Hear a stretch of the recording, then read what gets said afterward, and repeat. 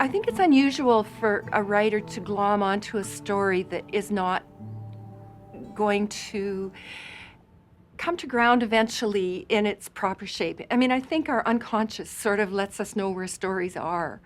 And even though, as you begin, you can't entirely see the whole direction of it, I think it's there somewhere. And I think if it weren't, you probably would not have moved into that relationship with the material. And I'm not sure if that's, something Jungian, something in our unconscious, or if it's just a matter of a lifetime of reading that we kind of know the shape of a story. And so we're drawn to things that have that shape. The only novel that I came to purely from my imagination was The Opening Sky. The Opening Sky was pulled out of thin air. It came to me through an idea of wanting to write a document of consciousness about people in Wolseley and what it is to be living ordinary middle-class lives with an awareness of larger issues like climate change that have so much weight and are so rarely acknowledged. They so rarely impinge on our day-to-day reality. We seem to be able to close the door to them. And so I was just interested in trying to capture that. But then I needed to find a story. I needed to embody that in story.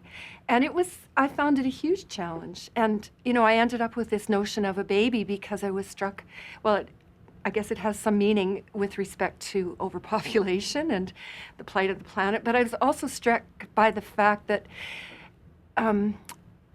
the birth of a baby is usually viewed as, hope for the future. It's a continuation of the race, but I wondered whether some of those really fundamental tropes of the novel would need to be revisited in a contemporary situation. And so I latched onto the idea of a teenager with a lot of environmental concerns who inadvertently becomes pregnant. And then once I got that as the device for the story, then many things took a shape because things will inevitably happen when you have a teenager that's pregnant. I didn't have the notion of this pregnancy when I began, but it became the vehicle to carry through the ideas that I was interested in exploring. We do all keep returning to the same well in our novels. And my novels are, I think, to generalize about my own work, probably more different than the work of some writers in terms of subject and period and form and that sort of thing.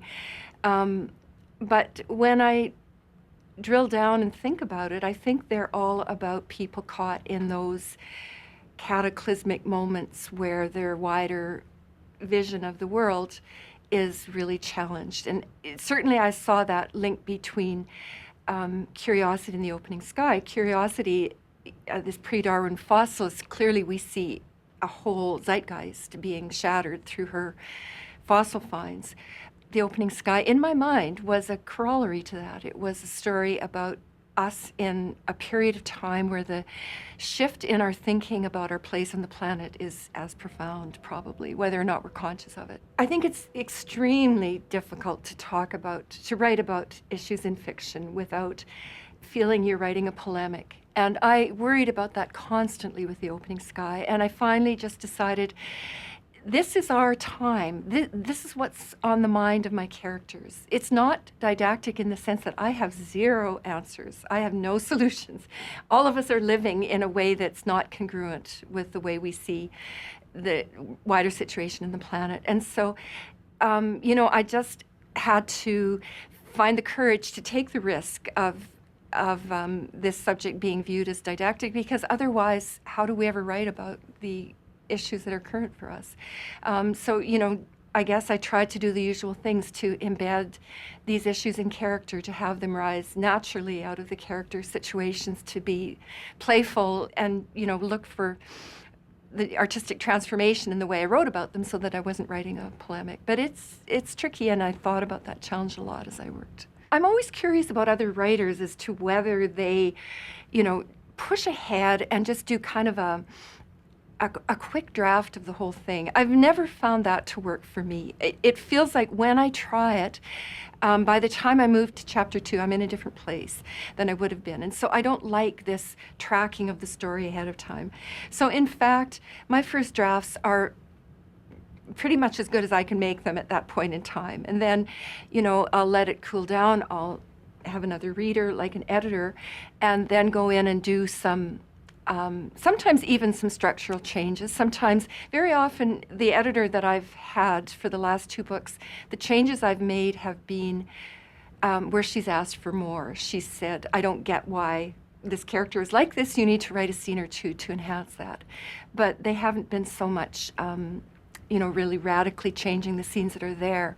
So I don't know how common that is among writers, that their first draft is, that they work it up to that extent. It's a little bit harrowing to do it. I don't enjoy the first draft as much as I do the later work, the polishing and so on, because it feels very risky as you're doing it, and you're always, plowing into the unknown. But I do tend to write things up with a fair degree of layering, I guess I would say.